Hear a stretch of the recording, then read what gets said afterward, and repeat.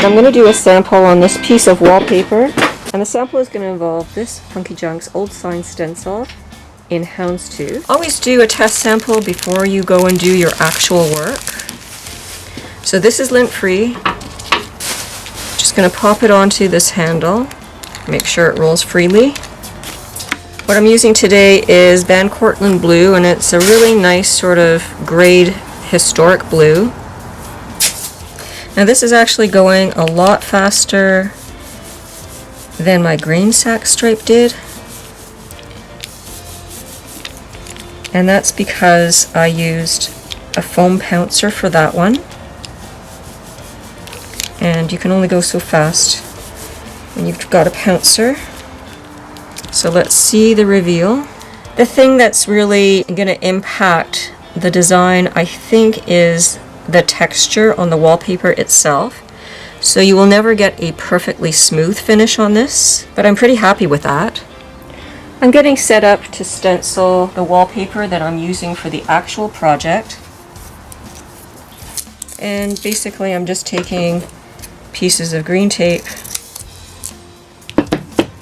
rolling it back on itself.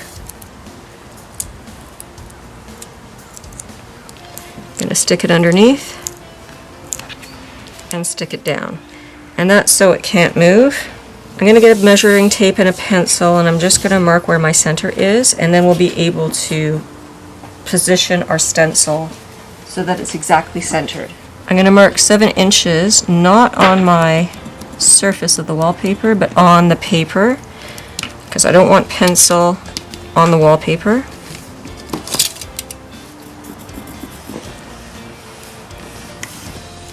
So I'm going to tape right beside it so I can see my center line.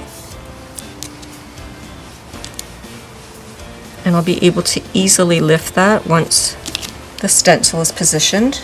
Get a ruler and extend that line. So I don't have a ruler, I've just got this straight edge here. This is my other grain sack stencil I used on a previous project. Just going to line up those marks.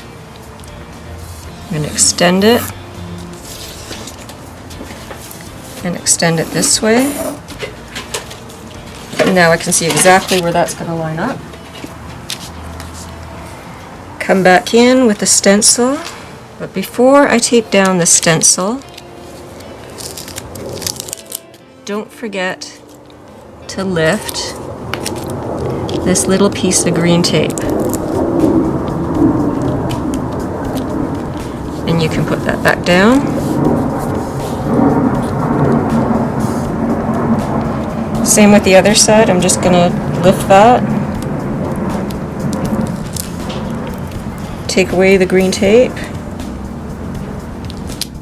and I'm going to put back another piece to hold it down in the middle.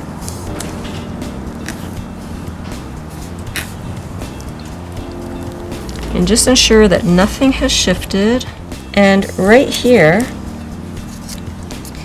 where I have my curved edges and the stencil is showing through right there,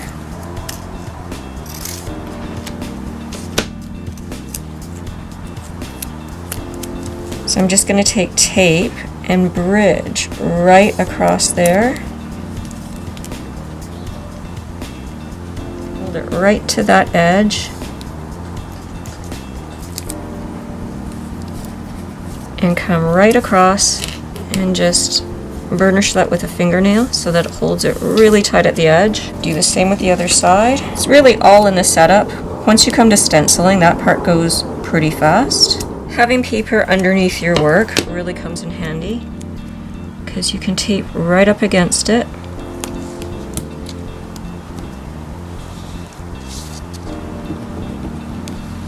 And that's going to hold your stencil down. The more you have right at the edge, the better.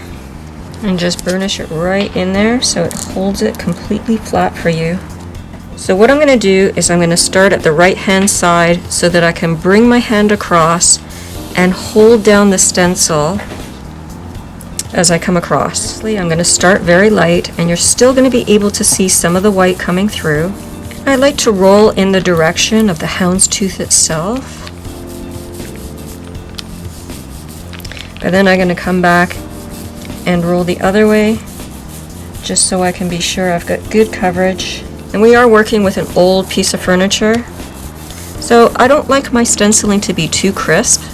Now when you feel that the roller is getting too dry, we're going to come back in and reload.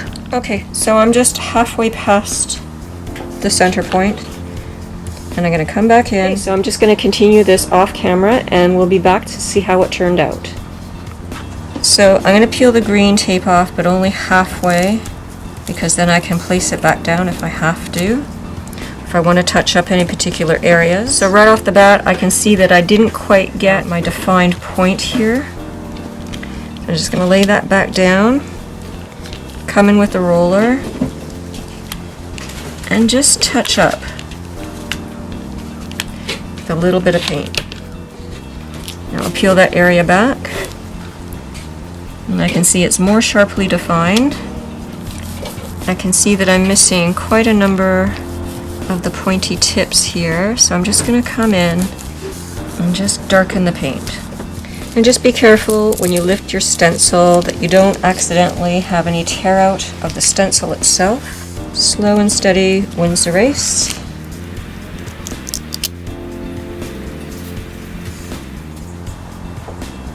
And here's our first one done. And we'll be back to do the second one.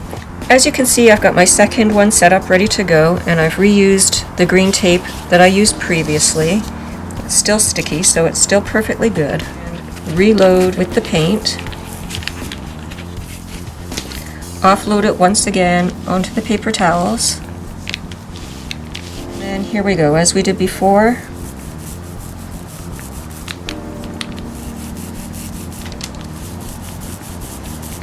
We're just going to apply light coats. I do like to change directions to ensure that I've got good coverage. So here I'm coming straight on.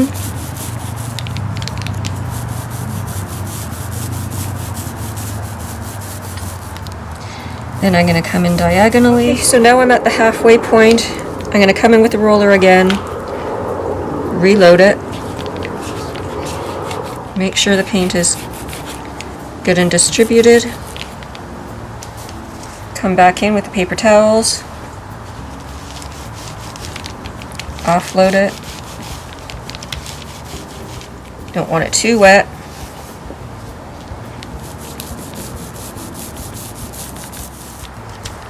And the last two columns here. Now come back in diagonally. Have a look at any areas that seem to need a little bit extra. And wherever you see spots that you've missed, just come back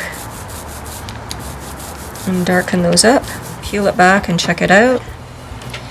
So I'm going to remove the remainder of the tape, and again, you have to do this very carefully so you don't accidentally tear out these pointy little bits.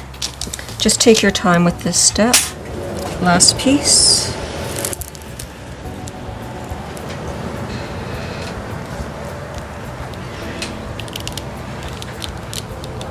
I noticed that when I test fit my inset that I was seeing some of this raw lighter color coming through on the edges here. So what I'm going to do is I'm going to take one of these touch-up markers and I'm just going to run it down the edge so that if you do see anything, all you're going to see is dark and it's going to blend right in. So I'm going to do all the way around the edges. As you see, we got some of the stain on, but we really should have gone in maybe ½ an inch. We forgot to do that when we stained. I'm starting in the far left corner. I've got the backing turned back. I'm doing this in stages. So I'm pulling as I go, and then I'm burnishing it down until it's fully released and everything is stuck down.